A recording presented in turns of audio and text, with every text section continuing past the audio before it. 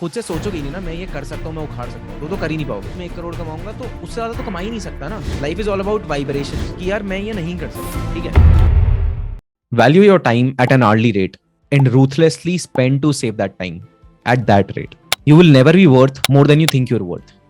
मतलब क्या है इसका? देखो दोस्तों, सबसे पहले अगर हम लास्ट लाइन की बात करें तो ये लाइन सिंपल ये कह रही है कि खुद से सोचोगे नहीं ना मैं ये कर सकता हूँ, मैं उखाड़ सकता हूँ, तो कर ही नहीं पाओगे। मेरी एक वर्थ है। अगर मैं सोच रहा हूँ कि यार मैं टोटल जिंदगी में 1 करोड़ कमाऊंगा तो उससे ज्यादा तो कमा ही नहीं सकता ना। मतलब कुछ रैंडम आके ऊपर से सोना गिर जाए मेरे ऊपर, पैसा गिर जाए, जो होता नहीं है, वो अलग चीज है। तो मुझे अपनी ना वर्थ उस लेवल पे सेट करनी पड़ेगी। हम सोच के कहीं घुसते हैं ना कि मेरी वो वर्थ नहीं है, तो हर किसी को पता चलता है। Life is all about vibrations. तुम वाइब क्या सेट कर रहे हो? तुमने अपने दिमाग में सेट ही ये कर दिया है कि यार मैं ये नहीं कर सकता। ठीक है, अब उसके लिए क्या जरूरी है? एक आर्ली रेट सेट करना कि यार मेरी वर्थ ये है। मैं चाहे 100 रुपए घंटा कमा रहा हूँ, ठीक है, बट मैंने अगर अपने दिमाग में आज मान लिया कि मैं 1000 रुपए घंटे के लायक हूं, इतना मेरा आर्ली रेट होना चाहिए।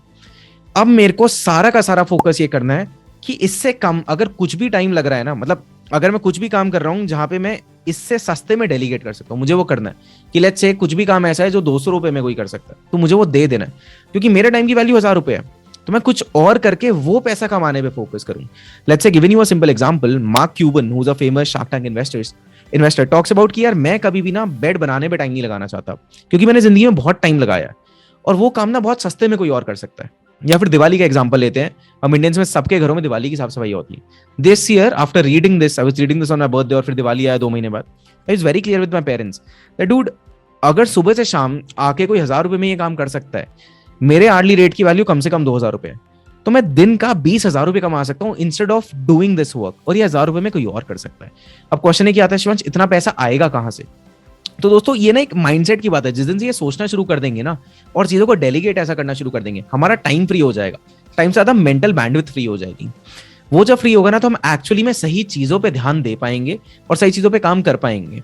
और यहाँ से ना एक कॉग्निटिव एबिलिटी का भी कॉन्सेप्ट खुलता है, जिसमें हम कहते हैं कि यार आपके ना पास जिंदगी में, या जिंदगी भी छोड़ो, एक दिन में एक एक्स नंबर ऑफ डिसीजन है। 100 डिसीजन, 50 डिसीजन, 150, कुछ भी हो सकता है, वो एक्स है।